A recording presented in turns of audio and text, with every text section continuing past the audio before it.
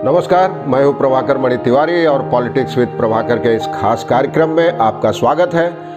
आगे बढ़ने से पहले एक बार आपसे अनुरोध कर दूं कि अगर आपने अब तक इस चैनल को सब्सक्राइब नहीं किया है तो कृपया सब्सक्राइब करें, मित्रों और परिजनों के साथ शेयर करें और घंटी का बटन भी दबा दें। आज एक बार फिर चर्चा पश्चिम बंगाल में बीजेपी में चल रही उठापटक की, संभावित बदलावों की, और सबसे बड़ा सवाल यह पूछा जा रहा है कि क्या प्रदेश बीजेपी अध्यक्ष दिलीप शर्मा के सिर पर भी तलवार लटक रही है। कहाँ तो चुनाव के पहले तक उनको मुख्यमंत्री पद का दावेदार माना जा रहा था सबसे बड़ा, लेकिन कहाँ अब उनकी खुद की कुर्सी भी खतरे में पड़ गई है।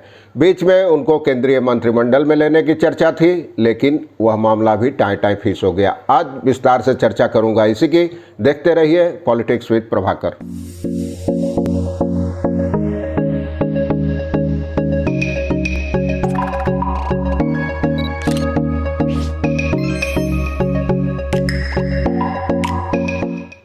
वो बेचारे दिलीप घोष, प्रदेश बीजेपी अध्यक्ष, लोकसभा चुनाव में पार्टी को 2 से 18 सीटों तक पहुंचाने में अहम भूमिका थी।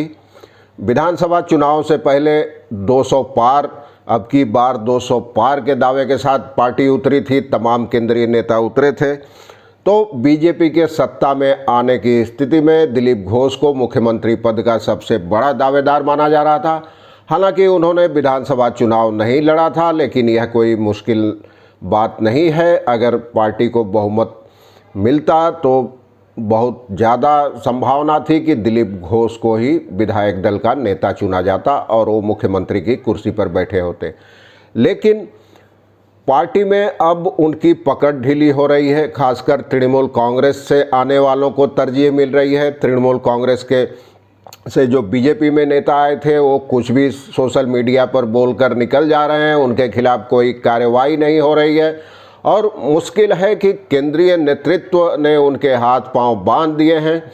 अब मिसाल के तौर पर शनिवार को उनको भाजपा अध्यक्ष जेपी नड्डा ने दिल्ली बुलाया था, लेकिन रविवार को भी नड्डा उनसे मुलाकात करने का समय नहीं निकाल सके।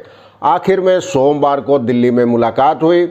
दूसरी ओर टीएमसी से कुछ महीने पहले ही बीजेपी में आने वाले विपक्ष के नेता शुभेंदु अधिकारी, वो एक दिन में दिल्ली जाते हैं और केंद्रीय गृह मंत्री अमित शाह और बीजेपी प्रमुख जेपी नड्डा समेत तमाम मंत्रियों नेताओं से मिलकर वापस आ जाते हैं।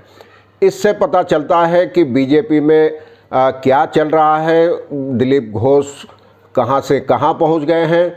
और हालांकि नड्डा से बैठक में दिलीप घोष ने शिकायत की कि जो टीएमसी से आए हैं नेता, जो दल बदलू नेता हैं, उनको संगठन में बड़े पदों पर नहीं रखा जाना चाहिए।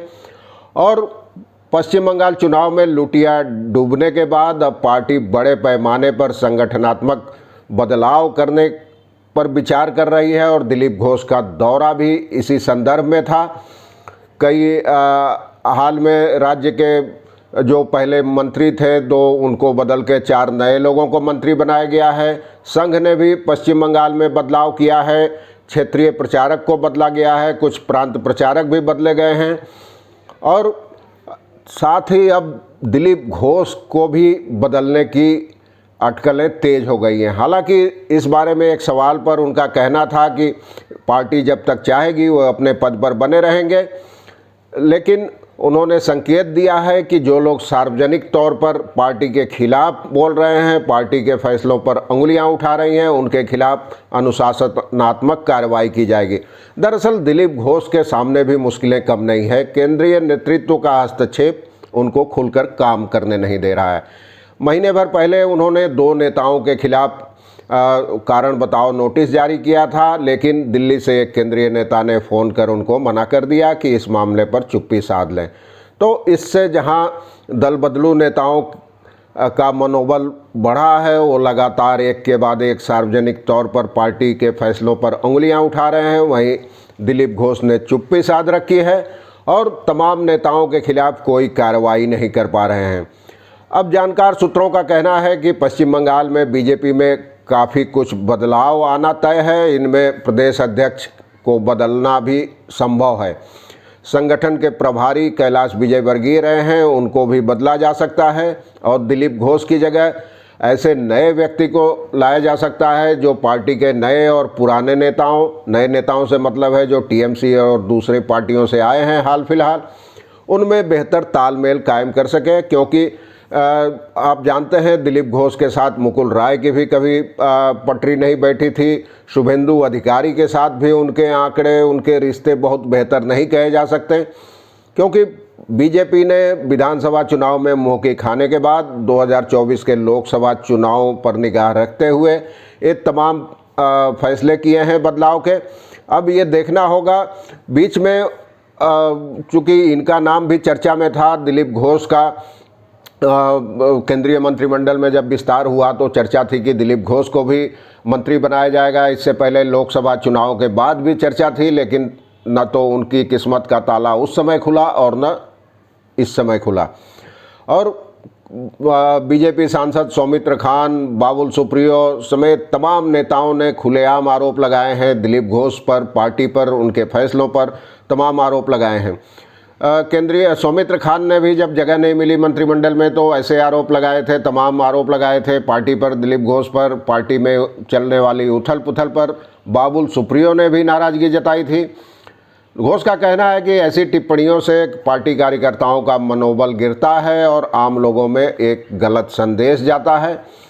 तो घोष ने अब जेपी नड्डा को तमाम दिक्कतें बताई है पश्चिम बंगाल में क्या चल रहा है, क्योंकि विधानसभा चुनाव के बाद से ही किसी भी नेता ने पश्चिम बंगाल का दौरा नहीं किया है। एक तो वजह थी कोरोना और दूसरी वजह थी जो पार्टी की लुटिया डूबी है, इसका अभी तक हार के कारणों का विश्लेषण और आत्ममंथन नहीं किया जा सका है।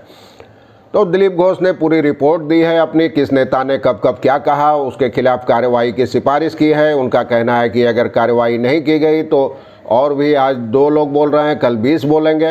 ये तमाम उनका कहना था कि जो बयान पार्टी के भीतर पार्टी के मंच पर दिए जाने चाहिए थे वो लोग सोशल मीडिया पर दे रहे हैं। तो अगर ऐसे बयान देना जारी रखेंगे तो उनके खिलाफ अनुशासनात्मक कार्रवाई की जाएगी। उनका कहना था कि पार्टी की अनुशासन समिति है, वो इसका फैसला करेगी। लेकिन अब इस मामले में सबसे कमज़ोर स्थिति दिलीप घोष की नज़र आ रही है। तो अब बीजेपी के साथ ही पश्चिम बंगाल के राजनीतिक हलकों में भी यह सवाल पूछा जा रहा है कि क्या संगठनात्मक बदलाव में गाज दिलीप घोष पर भी गिरेगी। लाख टके का ये सवाल है, लेकिन इस सवाल का जवाब फिलहाल न तो दिलीप घोष के पास है और न ही बीजेपी के किसी और नेता के पास। आगे अगर ऐसा कुछ बदलाव होता है, जो फेरबदल होता है संगठन में, उसकी भी जानकारी मैं आपको देता रहूँगा। आज के लिए बस इतना ही। धन्यवाद, नमस्कार।